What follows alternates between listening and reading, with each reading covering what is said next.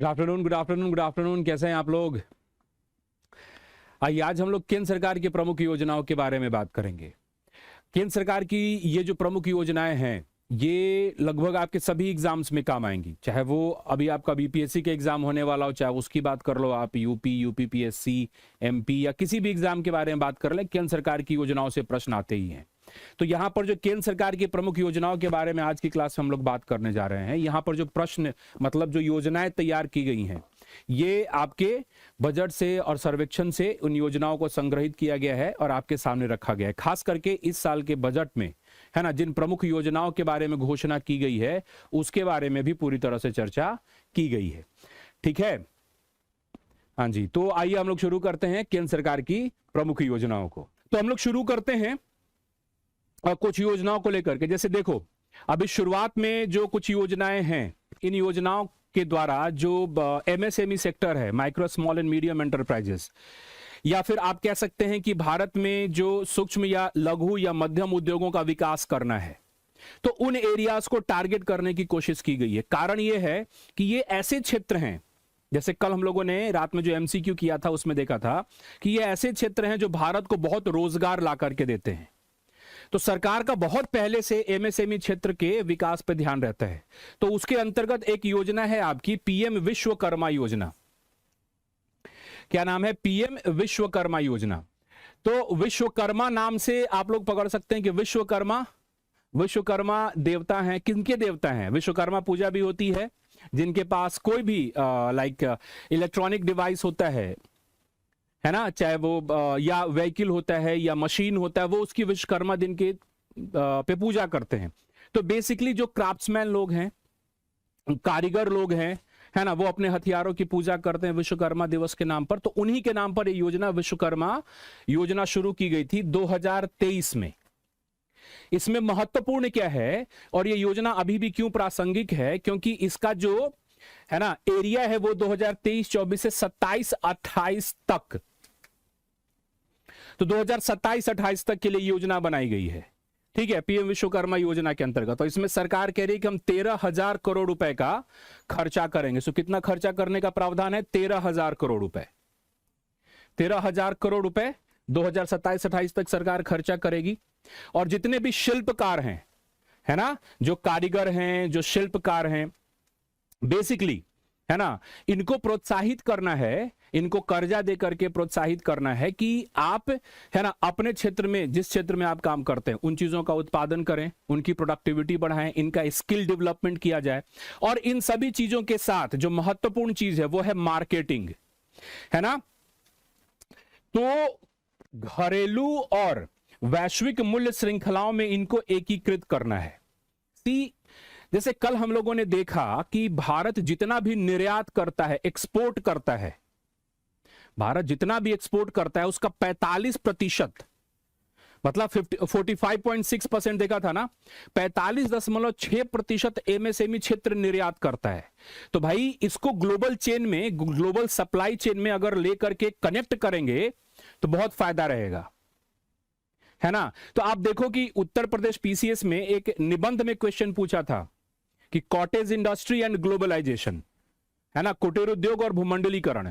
तो है ना, ये हमारा उद्देश्य है कि अंतरराष्ट्रीय स्तर पर जो मूल्य श्रृंखलाएं हैं उसके साथ इसको एकीकृत करना है, domestic and global as well, क्योंकि ये एक्सपोर्ट बहुत बढ़िया करेंगे और रोजगार का तो सृजन होगा ही। तो पीएम विश्वकर्मा योजना 27-28 तक है। 13,000 करोड़ रुपए केंद्र सरकार इसके लिए अलॉट करती है। केंद्र सरकार की योजना है। आगे आते हैं उसी में पीएमईजीपी, मतलब एम्प्लॉयमेंट जनरेशन प्रोग्राम, है ना। युवाओं के लिए क्या है? रोजगार सृजन कार्यक्रम। और जैसा हमने कहा कि रोजगार का सृजन सबसे बढ़िया कहां से होता है? या तो सेवा क्षेत्र आज के समय में रोजगार दे रहा है ना, या फिर औद्योगिक क्षेत्र में बात करें तो एमएसएमई सेक्टर रोजगार दे रहा है। जैसे हमने देखा कि जितने भी रजिस्टर्ड लगभग 6 करोड़ 5.9 करोड़ एमएसएमई उद्यम पोर्टल पर रजिस्टर्ड हैं, 25 करोड़ से ज्यादा लोगों को रोजगार देते हैं। तो रोजगार सृजन की भी अगर बात की जाए तो पीएमईजीपी योजना जो है ये, इसके तहत आपको, है ना, पैसे दिए जाएंगे। अच्छा, इसमें ध्यान देने की जरूरत है, वो क्या कि ये जो आपको पैसा मिलेगा ये स्वरोजगार शुरू करने के लिए मिलेगा, लेकिन स्वरोजगार कृषि के क्षेत्र में नहीं, कृषि के लिए बहुत सारी योजनाएं हैं। और ये मेरी बात आप ध्यान से सुनो, कृषि क्षेत्र एक ऐसा क्षेत्र है जो कि रोजगार सृजन करने के लेवल पर, मतलब एम्प्लॉयमेंट जनरेशन के लेवल पे सैचुरेट हो चुका है। अभी कृषि के पास कुछ और नहीं बचा है कि नया रोजगार पैदा कर सके, तो हमको दूसरे इलाके पकड़ने होंगे जहां से नया रोजगार निकल करके आए। तो ये नॉन फार्मिंग सेक्टर में है ना, एक ऋण आधारित सब्सिडी योजना है। और किधर आपको मिलेगा? ये गैर कृषि क्षेत्र के लिए। सो पीएमजीपी योजना गैर कृषि क्षेत्र के लिए है। आपको मुद्रा योजना याद होगा, मुद्रा भी गैर कृषि क्षेत्र के लिए है, ठीक है। और इसमें जो सूक्ष्म उद्यम स्थापित करेंगे, माइक्रो इंडस्ट्रीज, राइट, तो ये ध्यान रखेंगे किसके लिए है? Micro enterprises. Micro, small and medium होता है, तो जो सबसे छोटा वाला है माइक्रो एंटरप्राइजेस हैं। माइक्रो एंटरप्राइजेस की पहचान कैसे होती है? तो इनका जो निवेश है वो 2.5 करोड़ रुपए का हो, या टर्नओवर जो है वो 10 करोड़ रुपए का हो। सो 2.5 करोड़ का निवेश या 10 करोड़ का इनका टर्नओवर है सालाना, वो माइक्रो एंटरप्राइजेस हैं। तो नॉन फार्मिंग सेक्टर में माइक्रो एंटरप्राइजेस लगाना है तो पीएमजीपी से आपको सहायता मिलेगी। अभी सहायता कैसी है इसको थोड़ा ध्यान से समझिए। सरकार आपको पैसा नहीं दे रही है, बल्कि सरकार क्या कह रही है? सरकार कहती है कि बहुत सारे बैंक हैं, कमर्शियल बैंक्स हैं, क्षेत्रीय बैंक हैं, मतलब क्षेत्रीय ग्रामीण बैंक हैं, सहकारी बैंक हैं, है ना, स्मॉल फाइनेंस बैंक से लघु वित्त बैंक है ना, या फिर माइक्रो फाइनेंस इंस्टीट्यूशन से एमएफआईज हैं। आप किसी से भी लोन लो, आप लोन ले सकते हैं, कोई दिक्कत नहीं है। किसके लिए लोन लेंगे? गैर कृषि उद्यम लगाने के लिए आप लोन लीजिए। अब जब आपको लोन में ब्याज देना होगा, लोन वापस चुकाना होगा, तो वहां पर हम आपको सब्सिडी देंगे। तो बेसिकली पीएमईजीपी में क्या होता है कि ये क्या है? ऋण आधारित सब्सिडी योजना है। मतलब पहले आप काम करने के लिए कर्जा लो, काम करो, उसके बाद जब आपको चुकाना होगा वहां पर सरकार आपको सब्सिडी देगी। ये इस स्कीम में कहा गया है। मतलब पहले काम शुरू कीजिए, फिर सब्सिडी की बात कीजिएगा, राइट। तो इसके अंतर्गत क्या कहा गया है कि अगर आप विनिर्माण क्षेत्र में कोई उद्यम लगाना चाहते हैं तो 50 लाख रुपए तक के लिए, है ना, क्या कहते हैं, 50 लाख रुपए तक का जो आपका विनिर्माण क्षेत्र में उद्यम लगा रहे हैं, इस पे आपको सब्सिडी कवर होगा। और सेवा क्षेत्र में 20 लाख रुपए तक का, तो इसको ध्यान रखिएगा, क्या? मैन्युफैक्चरिंग एरिया में 50 लाख और सर्विस में 20 लाख रुपए तक का। अच्छा, एक चीज और भी आपको पता है कि जब इस तरीके की योजनाएं होती हैं, सरकार जब सब्सिडी देती है तो वहां पर भी सरकार थोड़ा सा क्लासिफिकेशन करती है ना। तो यहां पर भी क्लासिफिकेशन आपको मिलेगा। एक रिजर्व कैटेगरी है और एक जनरल कैटेगरी है, या फिर एक स्पेशल कैटेगरी आप कह सकते हैं। तो स्पेशल कैटेगरी में किसको रखा गया है? जैसे SC ST रखा गया है ना, या ओबीसी को रखा गया है। इनके अलावा जो अन्य अल्पसंख्यक समुदाय हैं, महिलाएं हैं, भूतपूर्व सैनिक हैं, राइट, जो ट्रांसजेंडर्स हैं, ये देखो, ये वर्ड आपने आज के पहले भी बहुत सारी योजनाएं पढ़ी होंगी, है ना, लेकिन ये जो ट्रांसजेंडर यूज किया गया है, ऐड किया गया है, ये पहली बार है। सो ट्रांसजेंडर को भी इसमें स्पेशल कैटेगरी के अंतर्गत रखा गया है। यह समावेशी विकास को दर्शाता है। ट्रांसजेंडर पे ध्यान रखिएगा। उसके अलावा जो दिव्यांग व्यक्ति हैं, पूर्वोत्तर या जो आकांक्षी जिले हैं, अब ये देखो, ये आकांक्षी जिले, आपको पता है आकांक्षी जिले, जो आकांक्षी जिले हैं, ये हर राज्य में कुछ जिलों को वैसे जिले, आकांक्षी जिले वैसे जिले होते हैं जिनमें विकास करने की संभावना होती है। उनके पास या तो प्राकृतिक संसाधन होते हैं या खेती बढ़िया होती है, किसी चीज में खास तरीके से काम करते, वो आकांक्षी जिले हैं। तो उन आकांक्षी जिलों को और प्रोत्साहित करना है, तो उन आकांक्षी जिलों को विशेष के अंतर्गत रखा गया है ना, या पहाड़ी या सीमावर्ती क्षेत्र, ये विशेष है। अगर आप इन एरियाज में फैक्ट्री शुरू करना चाहते हैं और इन एरियाज के अगर आप शहरी क्षेत्र में फैक्ट्री लगाना चाहते हैं तो आपको 25% कवर करेगी। मतलब अगर आपने 1 लाख रुपए का ऋण लिया है तो सरकार 25,000 रुपया सब्सिडी के रूप में बैंक को दे देगी, आपको सिर्फ 75,000 देना होगा। और अगर आप ग्रामीण क्षेत्र में हैं तो फिर सरकार 35,000 रुपए दे देगी, यानी कि 35%, 65,000 रुपए आपको लगाने होंगे, राइट। तो ये है, विशेष श्रेणियों में ट्रांसजेंडर भी, बाकी पूर्वोत्तर और ये सारी चीजें तो पहले से भी हैं, लेकिन ये आकांक्षी जिले और ट्रांसजेंडर, इस पर ध्यान रखिएगा। और अगर आप सामान्य श्रेणी के आवेदक हैं, इस तरह के का कोई लाभ आपको नहीं मिल रहा है, तो वैसे केस में शहरी क्षेत्र में 15% और ग्रामीण क्षेत्र में 25% सब्सिडी मिलेगा। तो आप बैंक से, मतलब किसी भी कमर्शियल बैंक से, माइक्रो फाइनेंस इंस्टीट्यूशन से, या फिर और भी जो बैंक के प्रकार हैं, ध्यान रखिएगा, भुगतान बैंक, पेमेंट्स बैंक लोन नहीं देता है, तो स्मॉल फाइनेंस बैंक लोन देता है।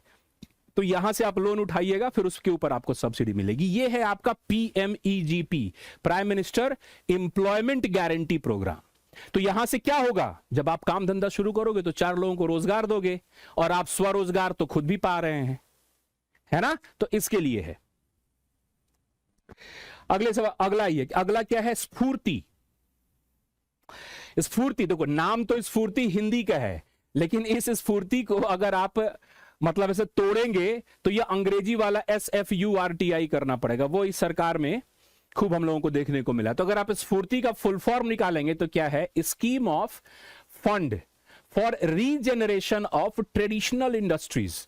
तो जैसे स्फूर्ति आया ना, तो स्फूर्ति में हम लोगों को ध्यान रखना है पारंपरिक उद्योग, ट्रेडिशनल इंडस्ट्रीज को लेकर के। शायद आप लोगों को ध्यान होगा, हम लोगों ने अपने क्लास में चर्चा की थी, जब हम लोग औद्योगिक विकास के बारे में बात कर रहे थे, तो उसमें हम लोगों ने कहा था कि जब हम स्वतंत्र हुए, आजादी के बाद हमारा औद्योगिक विकास का ढांचा बर्बाद था, है ना, और लोगों के पास आय नहीं थी, इनकम नहीं थी। उसका एक कारण क्या था कि भारत का जो पारंपरिक उद्योग था, ट्रेडिशनल इंडस्ट्रीज थी, उसको बर्बाद कर दिया गया था। उसको प्रोटेक्शन चाहिए, उसको संरक्षण चाहिए। तो पहले के जो राजा महाराजा होते थे वो उसको संरक्षण देते थे, प्रोटेक्शन देते थे, साथ ही साथ लोकल डिमांड उसके लिए रहता था। अभी क्या ब्रिटेन से बन करके सामान आ रहा है ना, सस्ता मिल रहा है, बढ़िया से फिनिशिंग किया हुआ है, क्योंकि फैक्ट्री में बनकर आ रहा है, वो सारा सामान बिक रहा है। तो जो पारंपरिक उद्योग हैं वो नष्ट होने लगे। तो उन्हीं पारंपरिक उद्योगों को विकास करने के लिए स्फूर्ति योजना लेकर के आई गई, है ना। क्यों स्फूर्ति पे क्यों ध्यान है, क्योंकि आप सोच करके देखो कि हमारा जो इतना बड़ा ग्रामीण क्षेत्र है, इस ग्रामीण क्षेत्र में बहुत सारे लोग ट्रेडिशनल काम करते हैं, जैसे खिलौना। खिलौना हमारे यहां ट्रेडिशनल इंडस्ट्री है। खिलौनों का विकास, मिट्टी से बने हुए सामान का विकास, है ना, तांबे से बने हुए, मिश्र धातु से बने हुए गहने, जैसे कि जो लोग दिल्ली या पटना वगैरह में रहते हैं, तो वो लोग जाइएगा इस तरीके के मॉल में, तो आपको बहुत बढ़िया बढ़िया ऐसे मिक्स मेटल का, है ना, बना हुआ या तांबे का बना हुआ आपको, है ना, ये गहने मिलेंगे। तो ये सारी चीजें, पेंटिंग हो गया, दरी हो गया, चादर हो गया, तो ये सारे हमारे पारंपरिक उद्यम हैं। तो पारंपरिक उद्यमों का विकास कैसे होगा, यह योजना 2005-6 में प्रारंभ किया गया था, राइट, है ना। 14-15 में इसमें सुधार हुआ, रिवैम्प किया गया, सुधार किया गया इसमें। इसकी खासियत क्या है कि एक एक करके आप इन लोगों को नहीं पकड़ सकते। देखो हर क्षेत्र की एक विशेषता होती है। आप देखोगे कि जिन क्षेत्रों में खिलौना बनाया जाता है तो पूरा क्षेत्र खिलौना बनाता है। जैसे जब पाटन सिल्क को GI टैग दिया गया तो वो गुजरात के उसी इलाके में सिर्फ पाटन सिल्क होता है ना, मधुबनी सिल्क उसी इलाके में हो रहा है। तो क्या है कि किसी खास इलाके को अगर पकड़ लिया जाए और वहां पर क्लस्टर के रूप में, समूह के रूप में अगर इनको विकास किया जाए तो वो ज्यादा आसान होगा। तो इनका विकास कैसे करना है, इनका विकास करना है समूहों में संगठित करके, यानी कि क्लस्टर्स बना करके। तो ये जो उद्यमी हैं इनका क्लस्टर बनाएगी स्फूर्ति के अंतर्गत सरकार। और फिर ध्यान क्या रखना है कि इस तरीके के सामान की मार्केटिंग नहीं हो पाती, लोग खरीदते नहीं हैं, है ना। तो लोग खरीदते नहीं तो लोगों को यहां तक लेकर के आना पड़ेगा ना कि खरीदो भाई, बढ़िया सामान है, देसी सामान है, राइट। तो यस, तो यहां पर ध्यान रखना है, मार्केटिंग में सुधार करना है, तो उनकी प्रतिस्पर्धकता में सुधार हो, रोजगार के अवसर पैदा हो और उनके उत्पादों की बाजार क्षमता बढ़े। सी मार्केटेबिलिटी इज वेरी इंपॉर्टेंट। अभी देखो मैं आपको एक उदाहरण देता हूं, जीविका योजना। जीविका पर सवाल पीटी में भी पूछ चुका है, मेंस में भी पूछ चुका है। तो जीविका के अंतर्गत बहुत सारे उत्पादन के कार्य किए जाते हैं, है ना। ये जीविका दीदियां जो है बिहार में खास करके मशरूम की खेती कर रही हैं, बांस के बने हुए सामान बनाकर बेच रही हैं, दूध का उत्पादन कर रही हैं, शहद का उत्पादन कर रही हैं। अभी क्या है कि इनकी ब्रांडिंग नहीं है, लेकिन जब इनकी ब्रांडिंग होगी, जब इनका कोई प्रचार करेगा, है ना, तो जब इनकी ब्रांडिंग होगी, जब इनका प्रचार होगा, तो लोग इसको खरीदेंगे। आ रही बात समझ में? जब आपको ध्यान है नितिन गडकरी, एक बार जैसे आप लोगों ने शॉर्ट्स में देखा होगा, नितिन गडकरी लोकसभा में थे, उन्होंने एक घड़ी दिखाई कि ये घड़ी देखो, ये खादी का बना हुआ घड़ी है, खादी ब्रांड का घड़ी है। तो उन्होंने, नितिन गडकरी ने प्रचार किया कि खादी ब्रांड का घड़ी है, तो दूसरे लोगों के अंदर जिज्ञासा है कि अच्छा खरीदा जा सकता है कि नहीं। So marketing is very crucial. बिना मार्केटिंग के आज के जमाने में सामान नहीं बिकेगा। तो इसमें मार्केटिंग को भी ध्यान में रखा गया है ना, पारंपरिक उद्योगों के पुनरुद्धार करने के लिए स्फूर्ति योजना। ठीक है, ओके। तो ये सब एरियाज क्या, ये गांवों के क्षेत्रों में रोजगार पैदा करेगा। अभी कृषि में रोजगार नहीं आ सकता नया, है ना, ऑलरेडी वहां पर डिस्गाइज्ड अनएम्प्लॉयमेंट है, प्रच्छन्न बेरोजगारी है वहां पर, है ना। अब वहां से लोगों को पकड़ करके निकालना है, कह रहे भाई क्या कर रहे हो, खेत में काम नहीं है तुम्हारा, आकर के थोड़ा सा मिट्टी का बर्तन बना लो, है ना, घड़ा वड़ा बना करके बेचो, गर्मियों का समय आ रहा है ना। यस, अच्छा, इस बार के बजट में सक्षम आंगनवाड़ी और पोषण 2.0 के बारे में चर्चा है। इस बार के बजट में है सक्षम आंगनवाड़ी और पोषण 2.0, राइट। ये क्या है, इसके बारे में बात करते हैं। पहली बात तो आप ये समझो कि सक्षम आंगनवाड़ी और पोषण, इसका प्रमुख उद्देश्य है कि जो कुपोषित बच्चे हैं, महिलाएं हैं, या जो ऐसी महिलाएं हैं जो माता बन रही हैं, जो माताएं हैं, लैक्टेटिंग मदर्स, उनको पोषण भरपूर मात्रा में मिले। तो इसका प्रमुख टारगेट है पोषण, राइट। तो ये जो है वित्त वर्ष 2021-22 में इसको आईसीडीएस, जो समेकित बाल विकास योजना है, उसके रूप में शुरू किया गया था। एकीकृत बाल विकास सेवाएं, समेकित, एकीकृत भी कह सकते हो या समेकित भी कह सकते हैं आप, इंटीग्रेटेड चाइल्ड डेवलपमेंट सर्विसेज। और पोषण, पोषण का फुल फॉर्म यहां पर क्या होगा, prime ministers over reaching scheme for holistic nourishment.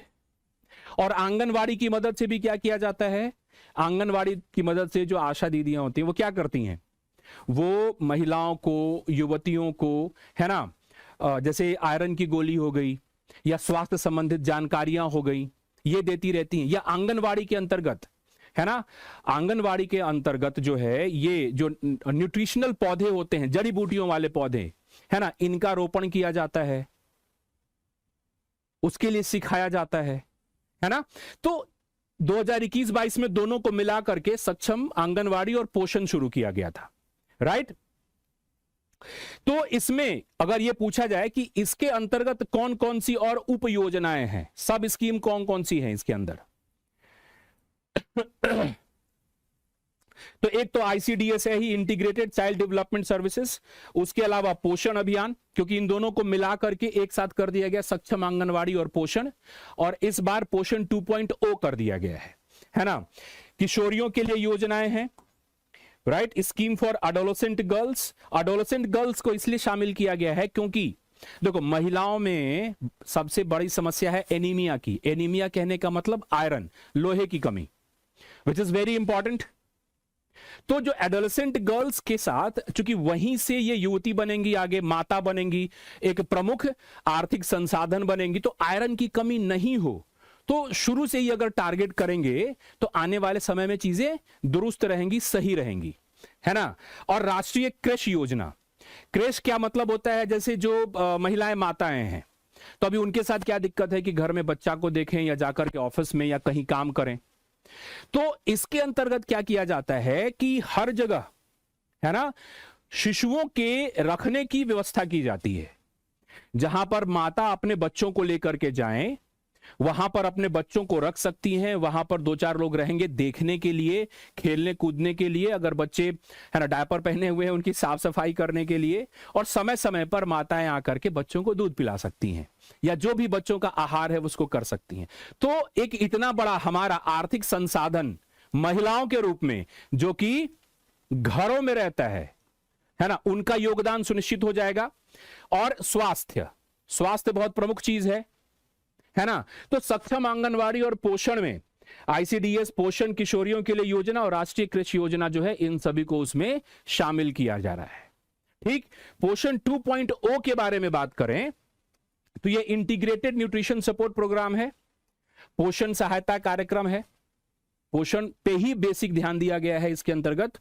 तो टारगेट एरिया कौन है, किसको टारगेट किया जा रहा है, तो बच्चे, किशोरियां, गर्भवती महिलाएं और स्तनपान कराने वाली माताओं को कुपोषण की चुनौतियों का सामना नहीं करना पड़े, है ना। क्योंकि शुरुआत के 6 महीने कम से कम सलाह दिया जाता है कि बच्चे जो हैं वो मां का ही दूध पिए, तो इसके लिए अनिवार्य है यह कार्य करना।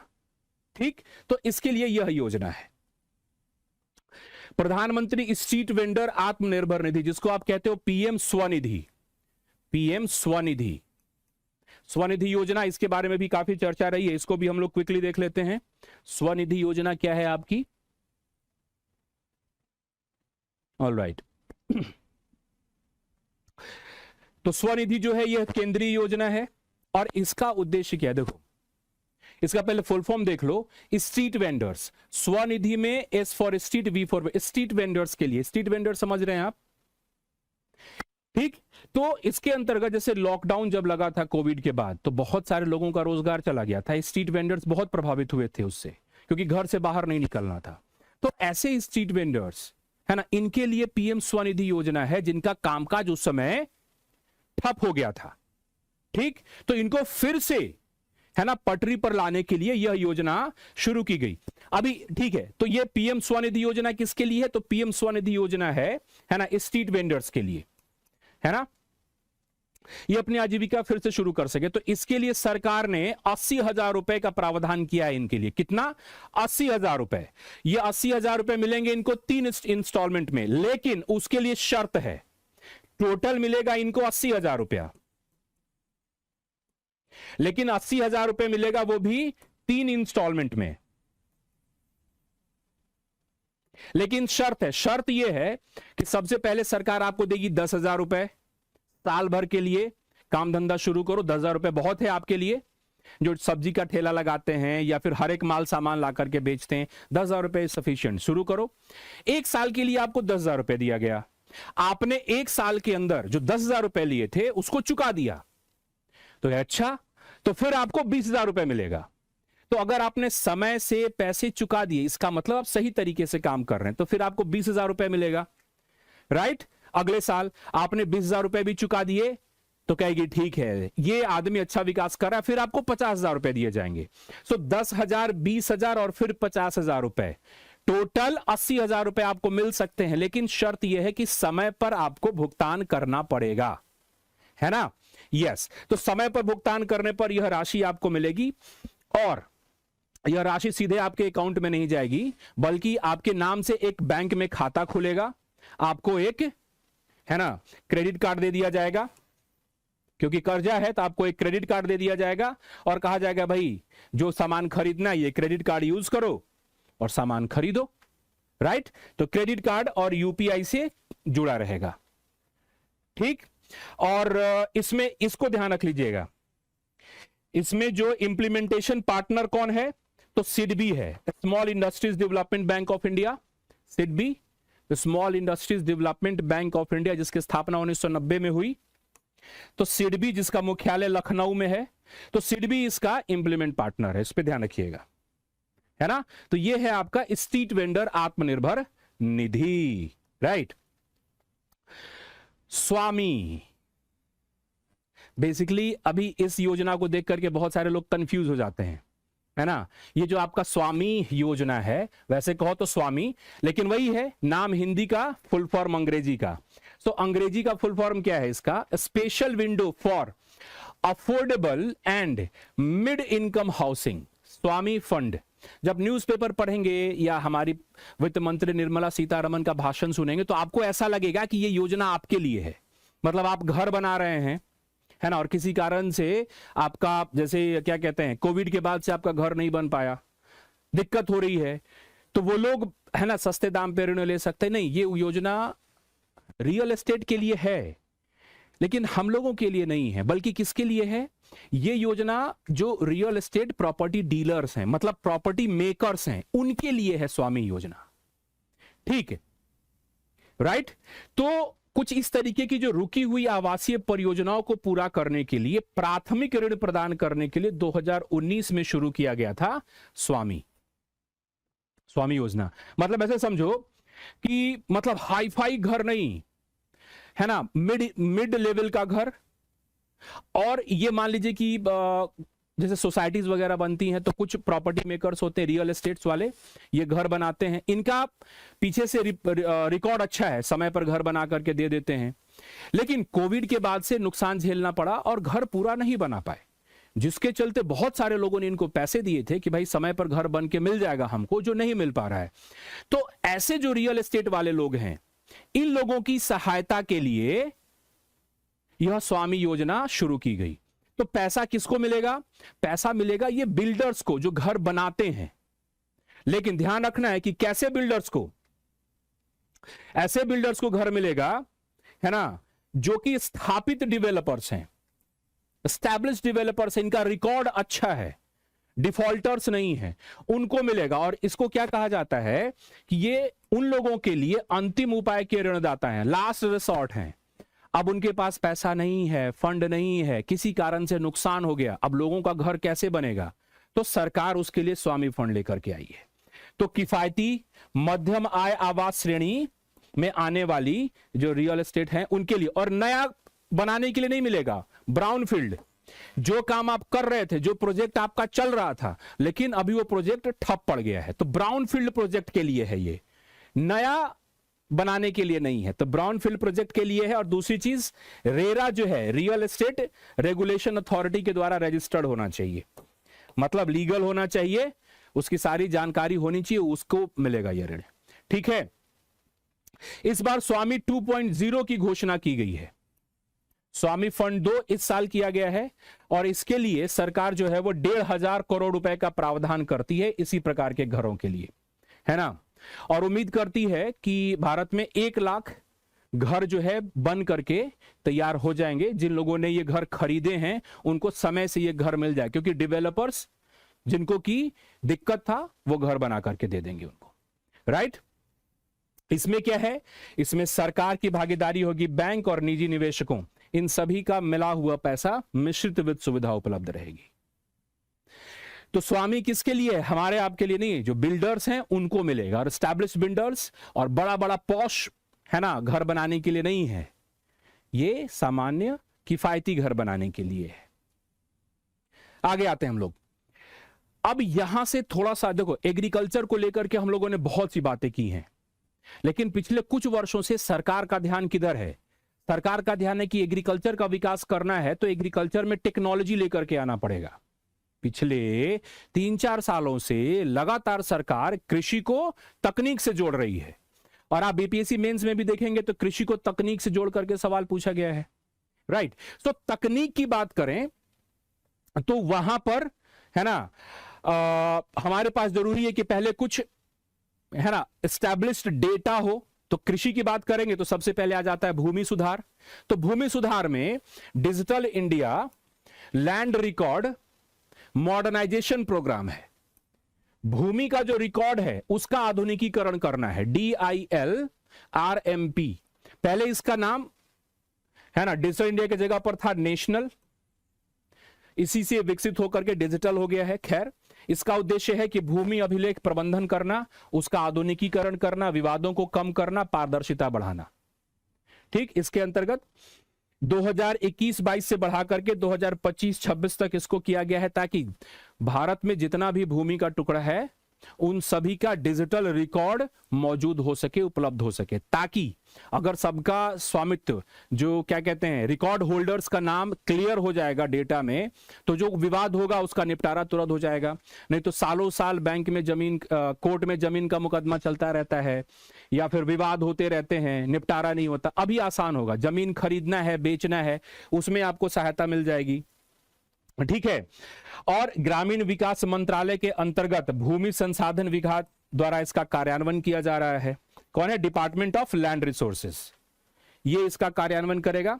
और पूरे देश में देखो, एक चीज को समझो, यहां पर जब पूरे देश में इस तरीके की जमीन के टुकड़ों के फीचर्स के आधार पर, क्वालिटी के आधार पर उसका डिस्ट्रीब्यूशन हो जाएगा, तो एक तरीके से एक भूमि बैंक का गठन हो जाएगा, जो भारत सरकार बहुत दिनों से चाह रही है। और हर राज्य में अपनी अपनी तरह का विशेष भूमि, मतलब ये भूमि उद्योग के लिए जा सकता है, ये भूमि जंगल के लिए है, ये भूमि सिंचाई के लिए है, ये भूमि कृषि के लिए है। इस तरीके से जब भूमि का स्पष्ट वर्गीकरण हो जाएगा तो पूरा एक डेटा तैयार हो जाएगा, और यही उद्देश्य है सरकार का। तो पूरे देश में एक उपयुक्त एकीकृत भूमि सूचना प्रबंधन प्रणाली विकसित करने का उद्देश्य है इसके अंतर्गत, है ना। Integrated land information management system, ILIMS। ये जो ILIMS है, इसमें हम लोग देखेंगे भू आधार के बारे में बात करेंगे, वो भी इसमें हेल्प करेगा। ध्यान रखना है कि ये सिर्फ ग्रामीण नहीं, ये सभी जमीन के लिए बात की जा रही है, खास करके शहरी क्षेत्र के जमीनों के लिए। उसके बाद आपका भू आधार, इसके बारे में हम लोगों ने क्वेश्चन भी किया था। भू आधार यानी कि भूमि की पहचान, आधार हमारी पहचान है, वो जमीन के टुकड़े की पहचान है, राइट। तो 14 लेटर्स का होता है alpha numeric. Alpha numeric ID है, पहचान है उस जमीन की। जियो कोऑर्डिनेट्स के आधार पर इसको तैयार किया जाता है। भूमि का जब कैटेगराइजेशन किया जाता है तो अंतरराष्ट्रीय मानकों का अनुपालन किया जाता है, ध्यान रखिएगा। और सबसे बड़ी बात कि यहां जो जमीन का टुकड़ा की पहचान की जाती है ना, ये उसका लैटिट्यूडनल और लॉन्गिट्यूडनल मेजरमेंट होता है। मतलब उसमें अब कुछ इधर उधर नहीं होगा, वो सारा लैटिट्यूडनल और लॉन्गिट्यूडनल मेजरमेंट कोऑर्डिनेट्स उसके रहते हैं। तो उसके आधार पर भूमि की पहचान, ULP, unique land parcel identification number, जिसको आप भू आधार भी कहते हैं, इसका प्रयोग किया जा रहा है, ठीक है। यस। तो अब जैसे भूमि सुधार के बारे में बात कर लिया हम लोगों ने, है ना। तो अब इससे आगे थोड़ी सी और जानकारी हम लोग को चाहिए होगी कि कृषि में सुधार के लिए सरकार डिजिटलाइजेशन टेक्नोलॉजी का प्रयोग कैसे कर रही है। सरकार जो है कुछ साल पहले से डिजिटल पब्लिक इंफ्रास्ट्रक्चर डेवलप कर रही है। डिजिटल पब्लिक इंफ्रास्ट्रक्चर मतलब कि पब्लिक इंफ्रास्ट्रक्चर कहने का मतलब लोगों के लिए एक इंफ्रास्ट्रक्चर डेवलप कर रही है, सूचनाओं का भंडार, जो कि एक आम व्यक्ति को अगर एक्सेस करना हो वो जानकारी किसी भी फील्ड में, उद्योग के क्षेत्र में, सेवा के क्षेत्र में, खनिज के क्षेत्र में, कृषि के क्षेत्र में, जमीन के क्षेत्र में, है ना, वो जानकारी एक आम आदमी ले सके और उसके आधार पर निर्णय ले सके। तो उसके लिए एक डिजिटल पब्लिक इंफ्रास्ट्रक्चर डेवलप किया जा रहा है। तो एग्रीकल्चर को उससे बाहर कैसे रखें, तो डिजिटल पब्लिक इंफ्रास्ट्रक्चर एग्रीकल्चर में लेकर के आना, यह एक बहुत ही महत्वपूर्ण और भविष्योन्मुखी कार्यक्रम है। ध्यान रखिएगा, इकोनॉमिक सर्वेज में लगातार इस पर बातें हो रही हैं, तो यह महत्वपूर्ण है, प्री में या मेंस में। तो उसके अंतर्गत डिजिटल कृषि मिशन शुरू किया गया 2021 से 25 के लिए था, इसको आगे बढ़ाया जा रहा है ना। इसका उद्देश्य artificial intelligence, remote sensing, drone इत्यादि जैसी तकनीकों के माध्यम से कृषि का आधुनिकीकरण करना है, ठीक है। और इसके लिए डिजिटल सार्वजनिक अवसंरचना DPI, जो कि 2023-24 के बजट में इसमें चर्चा की गई थी, है ना, कि भाई हम लोग कृषि क्षेत्र में भी DPI बना करके लाएंगे। तो इसमें जैसे आप खेतीहर इंसान है, खेती करते हैं, आपको कई तरीके की जानकारी चाहिए, जैसे मौसम की जानकारी चाहिए, जमीन की जानकारी चाहिए, सरकार की नीतियों की जानकारी चाहिए, MSP की जानकारी चाहिए, आपके क्षेत्र में कहां पर जमीन की जो मिट्टी है उसकी जांच होती है, बीज कहां मिलेगा, खाद का क्या रेट है, 50 जानकारी आपको चाहिए। अगर ये सब सूचनाएं आपको एक जगह मिल जाएं डिजिटल पब्लिक इंफ्रास्ट्रक्चर के अंतर्गत, तो आपके लिए काफी सहायता हो जाएगी। And that is the motive of DPI। खुला स्रोत है और खुला मानक अंतर संचालनीय सार्वजनिक वस्तु है, मतलब इंटरऑपरेबल पब्लिक गुड है। Open standards, open source, anyone can access. आपको यहां पे रजिस्ट्रेशन कराना होगा, तो मतलब पहले उस पेज के लिए आपको लायक होना होगा। एज ए फार्मर आप रजिस्ट्रेशन करा सकते हैं, then you will get the information. So ये DPI एग्रीकल्चर के फील्ड में, इस पे ध्यान रखिएगा, ये आने वाले समय में भी महत्वपूर्ण है। और जब हम लोग DPI के बारे में बात करते हैं तो एक महत्वपूर्ण चीज है, वो है agri stack. Agri stack agriculture को लेकर के, बेसिकली ये एग्री स्टैक क्या है, ये one of the prominent DPIs हैं, मतलब डिजिटल पब्लिक इंफ्रास्ट्रक्चर। अभी इसके अंतर्गत 3 प्रकार का डेटाबेस तैयार किया जाता है। देखो, पहले डेटाबेस रहेगा तभी तो कोई भी व्यक्ति जाकर के उसको एक्सेस कर पाएगा। अच्छा, व्यक्ति को छोड़ो, अगर बैंक को जानकारी लेनी है, जिसको लोन देना है आपको, तो वो वहां से आपकी जानकारी एक्सेस कर सकता है डीपीआई के माध्यम से। सरकार को जानकारी लेनी है कि भाई कितना बड़ा किसान है, इसको कितना बोरी खाद लगेगा। पता चला कि आपके पास 10 बीघा खेत है, 100 बोरी यूरिया उठा रहे हैं, कहां लेके जा रहे हैं पता ही नहीं चल रहा है, तो भाई दिक्कत है ना, क्योंकि संसाधन तो सीमित है। तो सरकार को भी जानकारी चाहिए कि भाई इस व्यक्ति के पास कितना खेत है ना, परिवार में कितने लोग हैं, कितना बोरी यूरिया में इसका काम चल जाएगा, सरकार आपको उतना ही बोरी यूरिया अलॉट करेगी, राइट। तो इसके लिए एग्री स्टैक बनाया गया, और एग्री स्टैक है ना, इसमें 3 तरह का रजिस्ट्रेशन होता है प्रमुख रूप से। एक तो किसान की रजिस्ट्री होगी कि भाई आप किसान हैं, आपके पास कितनी जमीन है। दूसरा, गांव के नक्शे भू संदर्भित, तो जियो कोऑर्डिनेट्स के आधार पर है ना, उसमें सैटेलाइट इमेजरी, ड्रोन की सहायता से आपके गांव की चौहद्दी निकाली जाएगी, भाई यहीं के निवासी हो, राइट। और जो फसल बोई गई उसकी रजिस्ट्री, जैसे मान लो आपने कहा कि प्रधानमंत्री फसल बीमा योजना के अंतर्गत हमको इतना लाभ चाहिए, काहे भाई, क्योंकि सूखा पड़ गया, मेरा फसल खराब हो गया, तो सरकार के पास आंकड़ा चाहिए ना। सरकार कहेगी अच्छा आप किसान हैं, कहां है आपकी जमीन, तो आपने बताया कि भाई डेटा निकाल दिया गया, इस गांव में आपकी जमीन है, हाँ इधर सूखा तो पड़ा था, ठीक, तो कितना का डिमांड है, तो कितना खेत है आपका, तो आप किसान हैं, आपके खेत का रजिस्ट्री, और बोई गई फसल की रजिस्ट्री कि भाई कितने एकड़ में आपने खेती की, और वो जो जगह है वहां पर क्या है उस फसल की उत्पादकता, प्रोडक्टिविटी, उसके आधार पर कहेगी सरकार की अच्छा प्रोडक्टिविटी इतना है, एवरेज इतना उत्पादन हो जाता है, आपने इतना उत्पादन किया तो चलो इतना कवर हम आपका इंश्योरेंस कर लेते हैं। तो एग्री स्टैक वहां पर काम आएगा आपके, ठीक। तो ये बोई गई फसल, भू संदर्भित गांव और किसान की रजिस्ट्री, ये 3 तरीके का डेटाबेस रहता है। और सबसे बड़ी बात कि अगर आपका ये डेटाबेस तैयार हुआ तो ये एक तरीके से, पूरी तरीके से आप कह सकते हो कि ऑथेंटिक डेटा रहेगा, अनक्वेश्चनेबल, ना तो बैंक इस पर क्वेश्चन करेगी, ना कोई दूसरी, मतलब ऐसे जहां आपको कर्जा लेना है दूसरी, या कोई आपको योजना का लाभ लेना है, कोई क्वेश्चन नहीं करेगा, नो। तो बेसिकली जो किसान की आईडी बनेगी, भू टैग जो आपके जमीन को टैग किया जाएगा, है ना, और जो बोई गई फसल के आंकड़ों के रूप में किसानों के लिए जो डिजिटल रूप से प्रमाणिक पहचान पत्र जो दिया जाएगा, ठीक, वो गैर अस्वीकार्य डिजिटल संपत्ति प्रदान करेगी। बैंक में लेकर के जाएंगे कि भाई देखो ये हमारे पास है ना पहचान पत्र है, तो बैंक उसको स्वीकार करेगी, है ना। तो ये ध्यान रखिएगा कि ये अनरिप्यूटेबल होगा या नॉन रिप्यूडिएबल होगा, ये ध्यान रखिएगा। तो ये फायदे भी हैं, और आने वाले समय में एग्री स्टैक को ध्यान रखिएगा, इस पे बहुत काम होने वाला है। एग्री स्टैक को लेकर के सरकार बहुत कुछ कर रही है, और बहुत चीजें इसको ध्यान में रख करके होने वाला है, क्योंकि सब्सिडी हमारे लिए बहुत बड़ा चैलेंज है देश के लिए। हमको अपना राजस्व घाटा जो है वो 3.5% के रेंज में लेकर के आना है, क्योंकि राजस्व घाटा 3.5% के रेंज में नहीं आएगा तो हमारे ऊपर दबाव है। हमने अंतर्राष्ट्रीय स्तर पे कह रखा है कि पूंजी खाते में पूर्ण परिवर्तनीयता लेकर के आएंगे, तो सब्सिडी मैनेज करना बहुत जरूरी है हमारे लिए, क्योंकि ये राजस्व ये है, खर्चा है, इसको कम करना है ना। तो सरकार ऐसे ही तो बंद नहीं कर सकती, तो सरकार चाहती है कि जिसको जरूरत हो, जितना जरूरत हो उतना ही दिया जाए। तो एग्री स्टैक पे काम हो रहा है सीरियसली। सो आने वाले एग्जाम्स के लिए, चाहे बिहार हो चाहे कोई भी एग्जाम हो, you have to be prepared for it.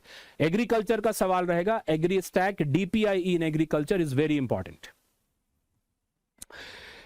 उसी तरीके से बिना मशीन के तो खेती हो ही नहीं सकती, क्या? तो जब से हमने हरित क्रांति शुरू की है तब से लेकर के आज तक मशीनीकरण धीरे धीरे बढ़ता ही गया है। तो सबके पास मशीन तो होता नहीं है, सबके पास मशीन कैसे होगा? तो इसीलिए एक केंद्र सरकार की योजना है जो राज्यों को सहायता करते, तो केंद्र और राज्य मिलकर के एक कृषि यंत्रीकरण उप मिशन चलाते हैं, है ना, सब mission on agriculture mechanisation, SMAM। ये क्या करती हैं इसके अंतर्गत केंद्र सरकार, राज्य सरकारों के द्वारा एक कस्टम हायरिंग सेंटर बनाया जाता है ना। ये कस्टम हायरिंग सेंटर क्या है? तो यहां पर बहुत तरीके की मशीनें रहती हैं। आप वहां से, जैसे मान लो हार्वेस्टर है, थ्रेशर है, आप नहीं खरीद सकते तो आप हार्वेस्टर, थ्रेशर यहां से हायर कर सकते हैं अपने हिसाब से और उसका यूज कर सकते हैं। तो सबसे पहली चीज कि चलाएगा कौन, उसके लिए प्रशिक्षण चाहिए। तो प्रशिक्षण प्रदान किया जाता है, राज्यों को सहायता की जाती है। अगर उसके पास लोग नहीं है या पैसा नहीं है तो केंद्र सरकार पैसा देती है, केंद्र सरकार मशीन देती है। और कस्टम हायरिंग सेंटर्स राज्य सरकार खुद भी चला सकती है, या फिर फार्मर प्रोड्यूस ऑर्गेनाइजेशंस एफपीओज वो भी कस्टम हायरिंग सेंटर चला सकते हैं। तो इसमें क्या होगा कि इसमें आपको मशीन मिल जाएगा कि ले जाओ भाई खेती करो और पहुंचा दो, कम कीमत पर मिल जाएगा। Right, yes. सो विभिन्न कृषि मशीनरी और उपकरण खरीदने में भी सहायता प्रदान करता है, और आपको सब्सिडाइज रेट में अगर आपको खरीदना है तो सब्सिडाइज रेट में वो भी उपलब्ध हो जाएगा, है ना। यस, तो इसलिए ये कृषि यांत्रिकरण उपमिशन। स्वामित्व देख लो, स्वामित्व आप लोगों ने पहले भी पढ़ा होगा, तो स्वामित्व तो आज भी बहुत जरूरी है। इस पे अभी आप लोगों ने देखा होगा पिछले कुछ सालों से, जैसे आप लोग थोड़ा सा भी घर में क्या हो रहा है ना, उससे वाकिफ रहते होंगे। तो देखा होगा आपने कि घर में काफी चर्चा होती होगी कि भाई ये जमीन है, जमीन का कंप्यूटर पे चढ़ा कि नहीं चढ़ा, ऑनलाइन चढ़ा कि नहीं चढ़ा। जब तक बिहार में स्थिति यह है कि जब तक आपकी जमीन है ना ऑनलाइन चढ़ती नहीं है तब तक वो बिकेगी नहीं। उसमें जैसे अगर आपको अपनी प्रॉपर्टी बेचनी है, किसी से खरीदनी है, तो जब तक वो चढ़ेगा नहीं तब तक से वो बिकेगा नहीं। और वो तब तक नहीं चढ़ेगा जब तक कि डिस्प्यूट खत्म नहीं हो जाए। अगर घर में 2-3 भाई बहन हैं तो सबका सिग्नेचर लगेगा, मालिक कौन है, उसके बाद वो चढ़ेगा, सबकी सहमति से चढ़ेगा तब बिकेगा। तो ये चारों तरफ हो रहा होगा। राइट, तो स्वामित्व योजना, स्वामित्व का एक बार फुल फॉर्म देख लो, survey of villages and mapping with improvised technology in villages areas. Improvised technology, इसमें हम लोग ड्रोन की सहायता भी लेते हैं। तो स्वामित्व के अंतर्गत ड्रोन की सहायता भी ली गई। शुरू कब किया गया, तो पंचायती राज दिवस आप मनाते हैं 24 अप्रैल को 2021 से शुरू किया गया प्रधानमंत्री के द्वारा। अच्छा, तो इसमें सिर्फ केंद्र सरकार से तो काम चलेगा नहीं, राज्यों की सहभागिता बहुत अनिवार्य है। तो अब देखो इसमें पंचायती राज मंत्रालय केंद्र सरकार का, उसके अलावा राज्य राजस्व विभाग, राज्य पंचायती राज विभाग और भारतीय सर्वेक्षण विभाग के संयुक्त प्रयासों से इसको क्रियान्वित किया जा रहा है। तो अगर मान लीजिए कि पूछ ले कि स्वामित्व में कौन कौन से लोग हैं, तो पंचायती राज विभाग के साथ साथ राज्य का राजस्व विभाग है ना, राज्य पंचायती राज विभाग और भारतीय सर्वेक्षण विभाग, ये लोग मिलकर के काम कर रहे हैं स्वामित्व के अंतर्गत। तो सटीक भूमि मानचित्रण के लिए ड्रोन तकनीक का यूज कर सकते हैं, और यह ग्रामीण क्षेत्रों के लिए ही है, इसके नाम में ही है, गांव का सर्वेक्षण, सर्वे ऑफ विलेजेस, है ना। और लैंड का जो ओनरशिप रिकॉर्ड है वो दिया जाता है कि असली मालिक इसका कौन है ना। यस, और इससे फायदा क्या होगा, ये तो कानूनी स्वामित्व कार्ड आपको मिल ही जाएगा, है ना। इसका फायदा बहुत तरीके से होगा। एक तो राजस्व कलेक्शन में सरकार को, जो पंचायत है, जो राज्य सरकार है, उसको तकलीफ नहीं होगी, उसको आसानी से वो चीज मिल जाएगी। तो ग्राम पंचायत राजस्व में सहायता प्रदान करेगा, संपत्ति कर निर्धारण में भी सहायता प्रदान करेगा। मतलब जो एग्रीकल्चरल लैंड है, मान लो कि उस पर आपको नहीं देना है प्रॉपर्टी या इनकम टैक्स कुछ भी, लेकिन जो नॉन एग्रीकल्चरल लैंड है उस पर तो देना है ना आपको। तो वो जब पता चल जाएगा, तो जैसे आप लोगों ने सुना होगा अपने घर में मालगुजारी देना होता है, मालगुजारी, तो मालगुजारी कर जो है वो आप दे सकते हैं वहां पर, और उसका कितना बनता है आपका वो भी स्पष्ट हो जाएगा, सर्टिफिकेट भी आपको मिल जाएगा। तो ये लाभ होगा। उसके अलावा बाकी सारी चीजें तो सहायता होंगी ही, है ना। जैसे आपको बैंक से लोन लेना है तो कागज आप आसानी से दिखा सकते हैं, अनडिस्प्यूटेड है।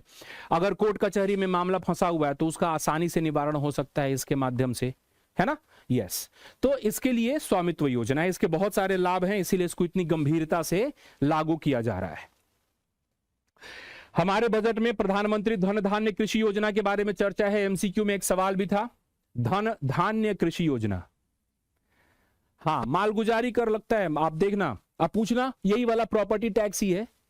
तो घर के मालिक के द्वारा ये दिया जाता है, घर के मालिक द्वारा बहुत कम ही मात्रा में होता है, शायद 6 महीने पे या साल भर में देते हैं लोग, या पुराना बकाया है तो एक ही बार देना पड़ता है ना, तो दिया जाता है। प्रधानमंत्री धन धान्य कृषि योजना, धन धान्य इस बार के बजट में चर्चा है। ये है क्या धन धान्य कृषि योजना? तो इसके अंतर्गत 100 ऐसे जिलों को चुना गया है जहां पर की उत्पादकता कम है ना। तो जहां कम उत्पादकता है या फिर वहां पर साख सुविधा आसानी से उपलब्ध नहीं हो पाती है ना, मतलब वहां पर क्रेडिट फैसिलिटी नहीं बढ़िया से उपलब्ध हो पाती, ऐसे 100 जिलों को चुना गया है और कहा गया है कि यहां पर उत्पादकता बढ़ाई जाएगी, है ना। जहां पर उत्पादकता कम है वहां उत्पादकता बढ़ाई जाएगी। तो धन धान्य कृषि योजना के अंतर्गत इन्हीं 100 जिलों को कवर किया जाएगा। जहां पर ऑलरेडी कम उत्पादकता है, फसल सघनता मध्यम है ना, ऋण मानक औसत से कम है, उनको कवर किया जाएगा। तो उत्पादकता बढ़ाया जाएगा, फसल विविधीकरण बढ़ाया जाएगा, कटाई के बाद भंडारण क्षमता स्टोरेज फैसिलिटी दी जाएगी, सिंचाई सुविधा, है ना। ध्यान देना है कि दीर्घकालिक और लघुकालिक दोनों प्रकार के ऋण दिए जाएंगे इसके अंतर्गत। तो दीर्घकालिक एवं अल्पकालिक ऋण की उपलब्धता कराई जाएगी। तो ध्यान रखिएगा, क्योंकि हम लोगों ने क्वेश्चन किया था केसीसी के अंतर्गत आपको शॉर्ट टर्म लोन दिया जाता है, धन धान्य के अंतर्गत आपको लॉन्ग टर्म कर्जा भी दिया जाएगा, है ना। यस, तो ये धन धान्य योजना है। उसके अलावा ये जो है rural prosperity and resilience programme, ग्रामीण समृद्धि और लचीलापन कार्यक्रम, तो ये भी राज्य सरकारों की साथ ही किया जा सकता है। तो केंद्र और राज्य की साझेदारी में बहुक्षेत्रीय कार्यक्रम है, बहुक्षेत्रीय अलग अलग प्रकार के हर प्रकार से चीजों को शामिल करके, है ना, ग्रामीण विकास को लेकर के आना है। सिर्फ कृषि ही नहीं, गैर कृषि चीजों को भी उसमें शामिल करेंगे हम लोग। जैसे इसमें कौशल विकास को ध्यान में दिया जा रहा है, क्योंकि भारत सरकार तो बहुत दिनों से प्रयास कर रही है स्किल डेवलपमेंट को लेकर के। कोई भी योजना चल रही है उसमें स्किल डेवलपमेंट का इनपुट डाल दिया जाता है, एक एक्स्ट्रा चीज। टूरिज्म बढ़ावा दे रहे हैं तो भी स्किल डेवलपमेंट कर दे रहे हैं उसमें, क्योंकि हमने लक्ष्य रखा हुआ है कि भारत जो है स्टैंडर्ड हायर स्टैंडर्ड लेवल का ग्लोबल लेबर सप्लाई देश बनेगा। एंड व्हेन वी से लेबर, तो लेबर मतलब लिटरल जो आप देखते सोचते वैसा नहीं है, वी ऑल आर लेबर। जो श्रमिक है, जो चाहे वो सीईओ का काम कर रहा है चाहे वो मजदूर है, वो है तो लेबर ही, श्रमिक ही है। तो high quality high skilled labour जो आज की जरूरतों को समझ सके और उसके हिसाब से काम कर सके, क्योंकि हमारे पास पॉपुलेशन है, we can do that. Investment को बढ़ावा देना, टेक्नोलॉजी, ग्रामीण अर्थव्यवस्था को सशक्त बनाकर जो हमारे यहां अल्प रोजगार की समस्या है, अंडर एम्प्लॉयमेंट की समस्या है, उसका समाधान करना है। Now look, under employment in agriculture, when we say, अच्छा एक चीज बताओ आप, जब हम कहते हैं कि कृषि के क्षेत्र में प्रचंड बेरोजगारी, डिसगाइज्ड अनएम्प्लॉयमेंट है, तो क्या हम ये कह सकते हैं कि डिसगाइज्ड अनएम्प्लॉयमेंट एक तरीके से अंडर एम्प्लॉयमेंट ही है, अल्प रोजगारी है ना। तो वो एक तरीके से अंडर एम्प्लॉयमेंट वाली चीज है। आदमी लग रहा है कि काम कर रहा है थोड़ा बहुत, बट उसके काम करने या नहीं, या फिर किसी के पास पूरे दिन के, जैसे सीजनल अनएम्प्लॉयमेंट, कुछ दिन काम है कुछ दिन काम नहीं है। तो ये सब जो समस्याएं हैं, जो आपको हमेशा परमानेंट काम नहीं मिल रहा, उससे मुक्ति दिलाई जाए, अल्प रोजगार से मुक्ति दिलाने के लिए इसका मुख्य ध्यान किधर है, फोकस एरिया ध्यान दीजिए इसका फोकस एरिया क्या है, तो ग्रामीण महिलाएं, युवा किसान यंग फार्मर्स, रूरल यूथ ग्रामीण युवा, marginal and small farmers and landless families, भूमिहीन परिवार, ये इनका मुख्य क्षेत्र है। क्योंकि अगर इनको ऊपर की ओर लेकर के आएंगे तो ग्रामीण विकास होने लगेगा, राइट। पहले चरण में 100 विकासशील कृषि जिलों को शामिल किया जाएगा, राइट। 100 विकासशील कृषि जिलों को शामिल किया जाएगा, इसमें भी ध्यान रखेंगे, right. So 100 developing agri districts will be covered under it. तो दोनों ही में, धन धान्य में भी और इसमें भी, जो रेजिलियंस प्रोग्राम है इसमें भी, rural prosperity and resilience programme, इसमें भी 100 जिलों से शुरू किया जा रहा है पहले चरण में, फिर उसको आगे बढ़ाया जाएगा। बाकी 6 वर्षीय दलहनों में आत्मनिर्भरता मिशन, हम लोग दाल की बहुत खेती करते हैं, बहुत उत्पादन करते हैं हम लोग दलहन का। भारत दलहन में टॉप प्रोड्यूसर है, आपको पता ही है, हम लोगों ने किया था क्वेश्चन। लेकिन फिर भी हमको आयात करना पड़ता है, क्योंकि हम जितना उत्पादन करते हैं उससे ज्यादा हमारे यहां खर्चा है। दाल आज के समय हमारे यहां क्या है, स्टेपल फूड है ना। पूरे भारत में रोज दाल बनता है, उस हिसाब से उत्पादन नहीं हो पा रहा है जितना होना चाहिए, क्योंकि उत्पादकता कम है, प्रोडक्टिविटी कम है। तो 3 दालों को इसमें चुना गया है। तुअर यानी कि जिसको आप अरहर कहते हैं, तुअर यानी कि अरहर की दाल, उड़द की दाल और मसूर की दाल। मसूर वाला जो ऑरेंज कलर का होता है, उड़द का दाल का ही इसको भिगो करके वो क्या बनाते हैं आप, दही बड़ा बनाते हैं उड़द की दाल, है ना। यस, तो इस पर विशेष ध्यान है। तुअर यानी कि अरहर की दाल, उड़द और मसूर जो ऑरेंज कलर की होती है ना। और इसमें करना क्या है, इसमें करना है जलवायु प्रतिरोधी बीजों का विकास करना है, क्लाइमेट रेजिलिएंट सीड्स चाहिए, है ना। ये बहुत आवश्यक है आजकल। जैसे आप देखो कि भारत सरकार जो है 100 से ज्यादा प्रकार के, है ना, क्लाइमेट रेजिलिएंट सीड्स बना रही है। तो ये बहुत, क्योंकि जलवायु परिवर्तन आज की वास्तविक समस्या है। बीजों का विकास और व्यावसायिक उपलब्धता भी जरूरी है। हमको अपने आप को सीड हब के रूप में बनाना है। जैसे मान लो बिहार भी, जो हमारा कृषि मैप चल रहा है, कृषि रोड मैप बिहार का जो चौथा चल रहा है, हमने तो तीसरे में ही टारगेट रखा था कि सीड हब के रूप में अपने आप को डेवलप करेंगे। इस बार भी टारगेट रखा है तेलंगाना की तरह सीड हब बनना है। क्वालिटी सीड्स हम लोग को अपने यहां भी सप्लाई करना है और अन्य राज्यों में बेचना भी है। तो व्यावसायिक उपलब्धता होनी चाहिए। प्रोटीन की मात्रा में वृद्धि, प्रोटीन की कमी नहीं है। Dal is a very good source of protein, इसीलिए कहा जाता है कि रोज दाल खाइए, नींबू गार करके खाइए। नींबू का हमेशा रोज सेवन करना चाहिए सबको, क्योंकि हम लोग बहुत सारे सोर्सों से पालक खा करके हमको लगता है आयरन मिल गया, लेकिन जब तक से नींबू जाएगा नहीं तो आयरन अच्छे से घुलेगा नहीं, टूटेगा नहीं। तो इसलिए जरूरी है नींबू का प्रतिदिन सेवन करना, है ना। और नींबू से विटामिन सी होता है। आपको पता ही कि विटामिन सी एक ऐसा विटामिन है जो पानी में घुल करके निकल जाता है, तो टेंशन है नहीं, राइट। यस, तो अच्छा, लेकिन प्रोटीन चाहिए आपको। सो प्रोटीन की वृद्धि चाहिए, उत्पादकता में वृद्धि, कटाई के बाद भंडारण और प्रबंधन में सुधार, लाभकारी मूल्य सुनिश्चित करना।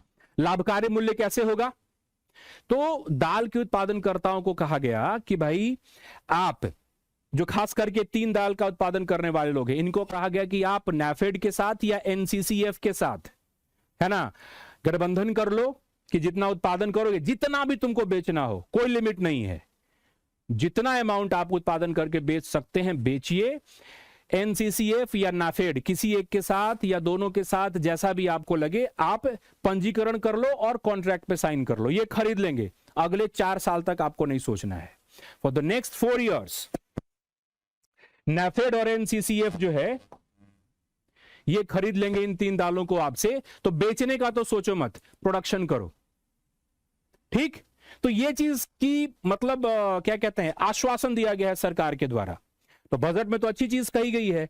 बड़ी बात ये होती है कि धरातल पर कितना लागू हो पाता है ना। अगर लागू हो जाए तो ये बहुत अच्छी चीज है, क्योंकि दाल से अच्छी कीमत प्राप्त होती है, तो किसानों की आय बेहतर होगी, इनकम बेटर होगा किसानों का, राइट। ओके, विश्वकर्मा ये तो हमारी पहली ही योजना थी। अब इसके बारे में बात कर लेते हैं। जल जीवन मिशन, जल जीवन मिशन को लेकर के इस बार चर्चा की गई है, इसीलिए इसके बारे में चर्चा हो रही है, क्योंकि आपका जल जीवन मिशन या इसको हर घर जल योजना भी कहते हैं, इसको बढ़ा करके सबसे पहले 2028 तक इसको बढ़ा दिया गया है। यह महत्वपूर्ण है, ठीक। जल शक्ति मंत्रालय द्वारा इसको शुरू किया गया था 2019 में। और इसका उद्देश्य क्या है, इसका उद्देश्य था पहले 2024 तक, अब बढ़ा करके 2028 कर दिया गया, राइट, कि 2024 तक दीर्घकालिक आधार पर नियमित रूप से प्रत्येक परिवार को कम से कम, प्रत्येक ग्रामीण परिवार को कम से कम 55 लीटर नल का जल प्रति व्यक्ति प्रतिदिन उपलब्ध होना चाहिए। 55 लीटर्स पेयजल प्रति व्यक्ति प्रतिदिन उपलब्ध होने की बात की जा रही है इसमें, ठीक है। इसको बढ़ा करके 2028 कर दिया गया। और किसके द्वारा, जल शक्ति मंत्रालय के द्वारा 2019 में शुरू किया गया था, क्योंकि पानी बहुत जरूरी है। जब हम लोगों का एक सूचकांक है ना, जिसको कहते हैं बहुआयामी निर्धनता सूचकांक। बहुआयामी निर्धनता सूचकांक के अंतर्गत 3 डायमेंशंस हैं, जिसमें तीसरा डायमेंशन है स्टैंडर्ड ऑफ लिविंग, जीवन स्तर। उस जीवन स्तर के अंतर्गत, है ना, कुछ निर्देशांक हैं। उसमें एक निर्देशांक क्या है, पेयजल की उपलब्धता।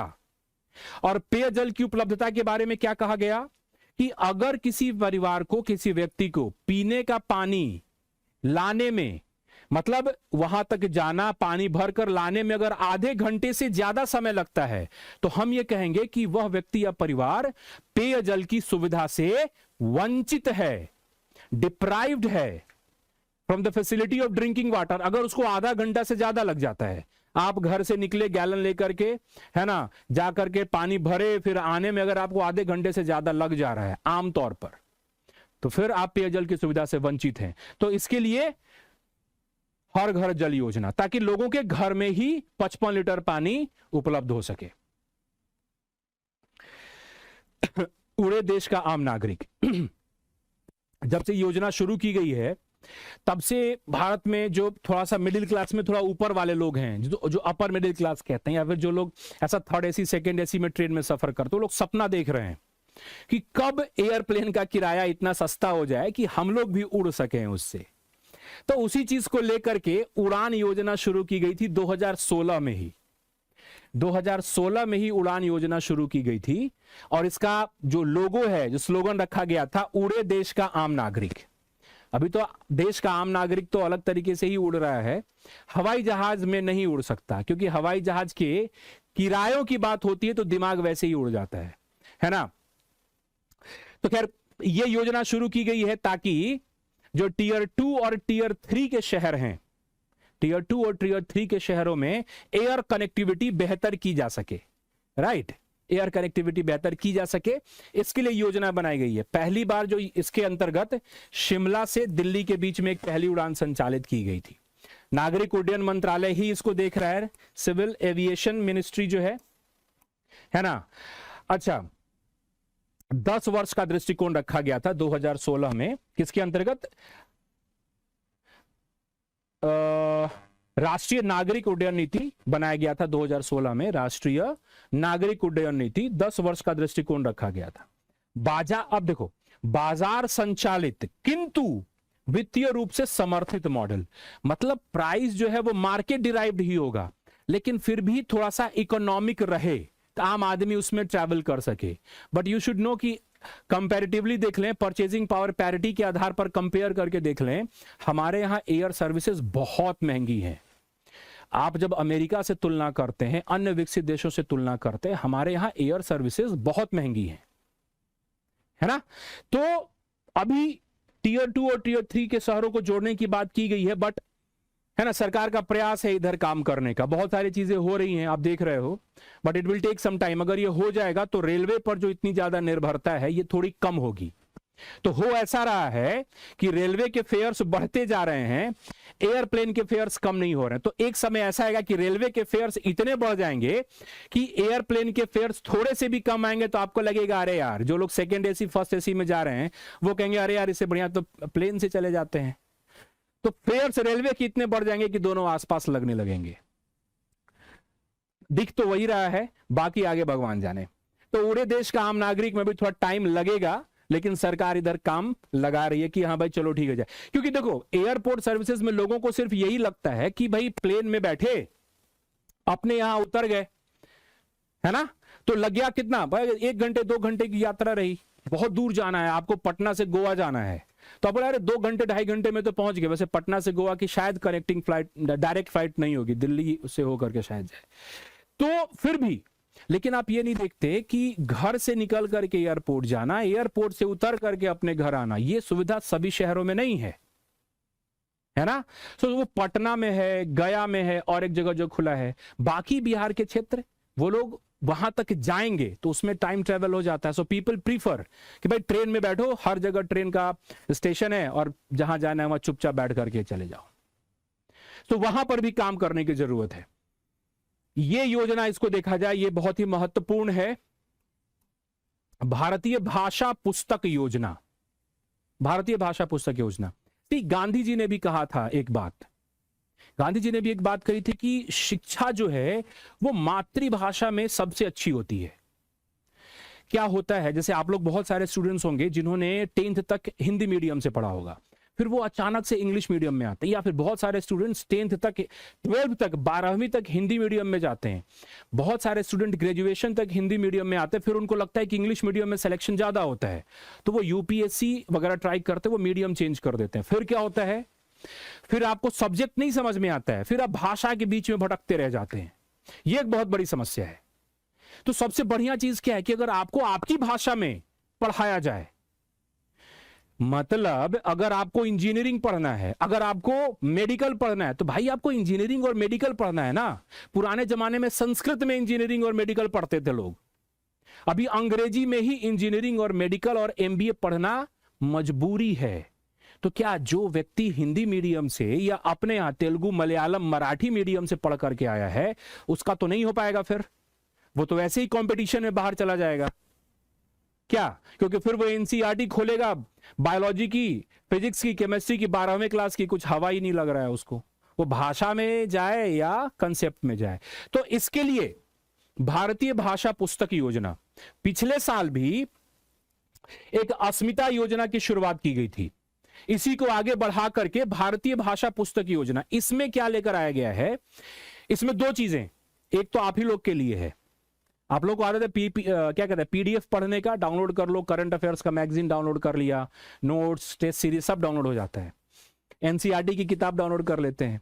तो इसके अंतर्गत क्या है, सबसे पहले तो जितने भी स्टडी मटेरियल्स हैं स्कूल लेवल पर और अपर लेवल यानी कि यूनिवर्सिटी